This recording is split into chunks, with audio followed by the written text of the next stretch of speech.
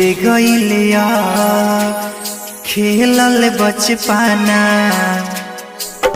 आइल जवानी जिंदगी मारता ताना। छूट गइलिया खेलल बचपना आइल जवानी जिंदगी मारता ताना। घर परिवार छोड़ी शहर में बिताइले, घर परिवार छोड़ी शहर में बिताइले। अब अपने घरवा में परदेसी बन के जाइले, अब अपने घरवा में परदेसी बन के जाइले।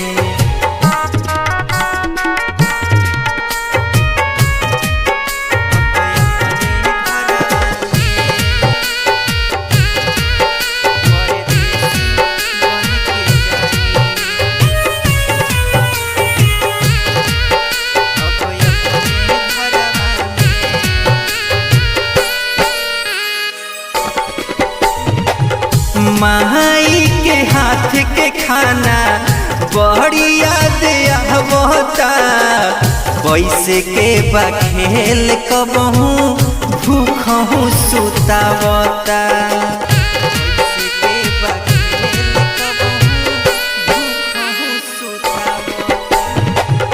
माई के हाथ के खाना बड़ी याद आवता, वैसे के बखेल कबहू भूखहू सुतावता।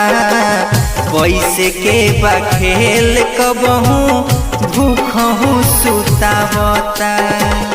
आवे सबके याद जब जब सुआ बहाइले, आवे सबके याद जब जब सुआ बहाइले। अब अपने घरवा में परदेसी बन के जाइले, अब अपने घरवा में परदेसी बन के जाइले।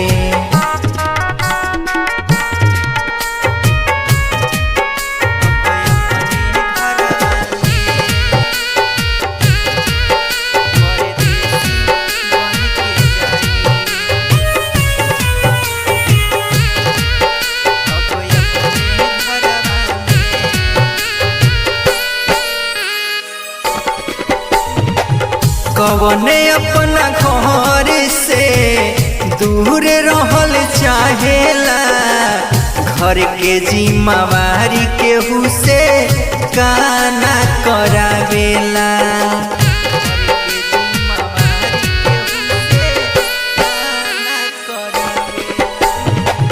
कवने अपना घर से दूर रहल चाहेला, घर के जिम्मेवारी केहू से काना करावेला।